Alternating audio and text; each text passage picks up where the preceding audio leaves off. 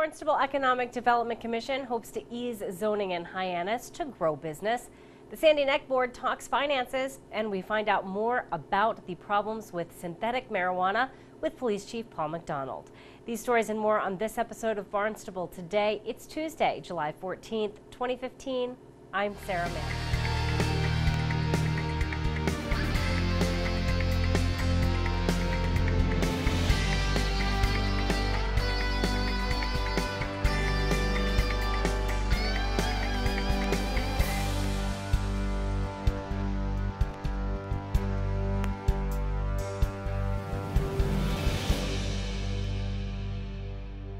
The Barnstable Economic Development Commission presents plans for zoning changes that they say could help grow local business in Hyannis.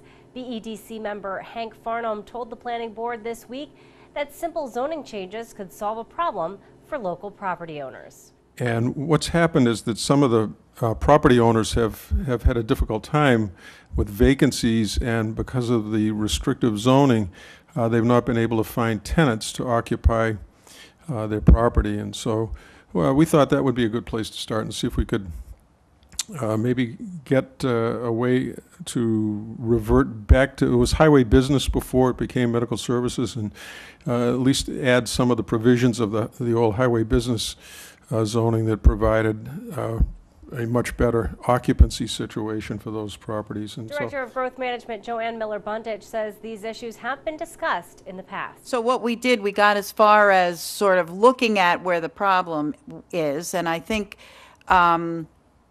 Farnham and Mr. Geiler have hit on the same thing we discussed, which is the market for this area is the market along I&O Road, not the market that bleeds up from Hyannis downtown. And then this is just a comparison. What we had discussed, and you folks may remember, was maybe adding some of the HG uses, or which are similar to the ones that are in the HB as well, back in and making a sort of a hybrid. So not taking the medical uses away because they're a good use, but maybe just adding more things in there to make it more viable. So after much discussion amongst planning board members, Bundich offered to have her staff write a draft proposal. I would like to make an offer of drafting something so that we could keep the discussion going. It's pretty straightforward and simple. I don't want to give you a date that will be finished today, but it won't be way in the future. It'd be a month or so, maybe 2 months at the outside. That'd be great. And we could let everybody know, you folks know, and you folks know, and get it on the agenda for another discussion if that's the direction you'd like to go. Planning Board Chair Paul Curley says he looks forward to seeing a draft proposal for zoning changes in the near future. The Sandy Neck Board is looking ahead and making sure they have enough money to keep coastal erosion at bay.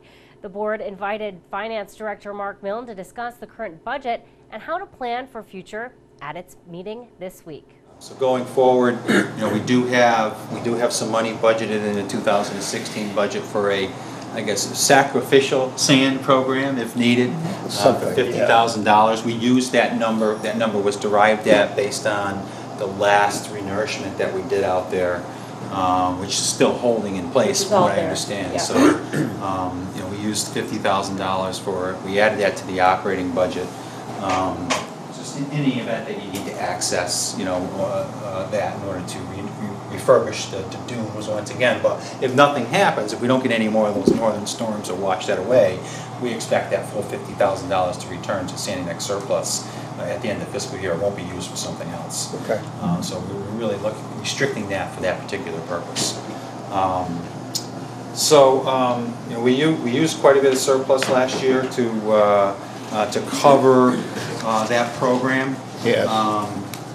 Altogether, we used $140,000 of the surplus to cover the FY15 budget, including the capital program, the renourishment program. We used $50,000 of surplus to balance the 16 budget, again for the sand renourishment program.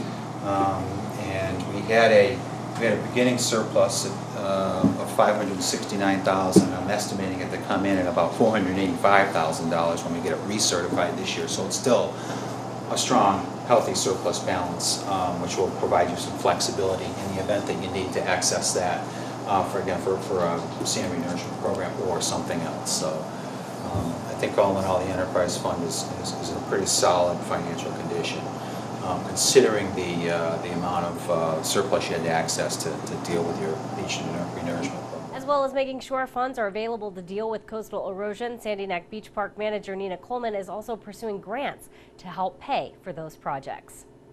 Synthetic marijuana, or spice, continues to be a problem for the Barnstable Police Department. Barnstable This Morning host Sarah Colvin learns more about the issue with Police Chief Paul McDonald. I understand that you will be meeting with the Greater Hyannis Civic Association tonight. Tell me a little bit about what's the topic of discussion. There's been a couple of meetings over the past month or so to deal with the increased use of spice that the Community Impact Unit have seen in and around downtown Hyannis, specifically with the homeless community. So we've been invited to the Hyannis Greater Civic Association meeting tonight to discuss it. Spice, more commonly referred to as synthetic marijuana, refers to a wide variety of herbal mixtures that produce experiences similar to marijuana. The mixture contains dried, shredded plant material and chemical additives that are responsible for psychoactive, mind-altering effects. It's sold as K2 or skunk. On the labels, when you buy it, it's usually clearly stamped not for human consumption. And this is what's called a designer drug.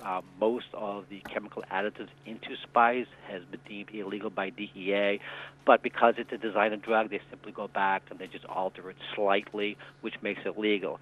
So it makes it so appetizing for the homeless community is that it's relatively cheap and is sold at some of the retail convenience stores in and around downtown Hyannis. So what the Community Impact Unit has done, they have identified a total of 80 convenience stores in the town of Barnstable. They sent them a letter looking for voluntary compliance regarding the sale of cigarettes to minors, the sale of individual cigarettes. There are some convenience stores that actually sell individual cigarettes, not the whole pack, just one cigarette for like 25 cents, which of course is illegal. Also concerns the sale of alcohol to those under the age, and they're also looking for voluntary compliance to remove the glass pipes from their showcase and also to stop selling the spice. Even though they may consider it illegal, it is damaging the quality of life for everyone in and around downtown Hyannis. So we are concerned about that. And some of the side effects, of taking spice is severe agitation, anxiety, rapid heartbeat, high blood pressure, vomiting, psychotic episodes, and suicidal thoughts. So you can be really influenced by this narcotic. Absolutely, and Chief, it troubles me that something like this is sold at our local convenience stores, right, labeled not for human consumption. What would it be used for if not for that purpose? If you look at it, it looks like it's sold as incense or sometimes it resembles potpourri, but it's clearly sold for the addictive effects of the drug itself. When they buy it, it's behind the counter, usually under the counter, out of sight. So if you come in there as a regular person, you have to specifically ask for it. And the homeless people are in and around downtown Hyannis. They know which stores are actively selling it. So do we. So we just try to get their voluntary compliance. And so far, it's worked out pretty well for us. Great. And have there been any convenience stores that say, we are going to take this off of our shelves and out of our inventory? They've all agreed not to sell it, but time will tell. I don't think they're making a lot of money off of it. I think they're looking to cooperate with the town and with the police department. Absolutely. And Chief, is this something, we talked mostly about the homeless population. Is this something that we need to be concerned about teenagers taking up? Absolutely, specifically with the schools, the number of schools that we have in and around downtown Hyannis, and sometime with the homeless population mingling with some of these kids.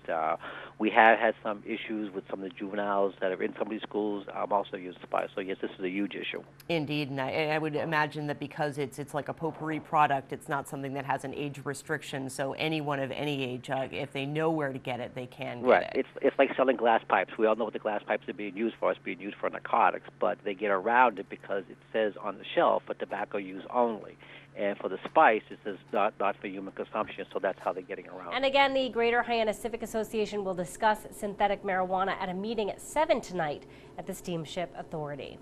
Well, be sure to tune in to our hour-long news program, Barnstable This Morning, weekdays at 7 a.m. On tomorrow's show, we will get the latest real estate number with Register of Deeds Jack Mead. We'll learn more about the 1717 Meeting House Foundation, plus we'll have all the news and information you need. For Barnstable Today, I'm Sarah Mantle.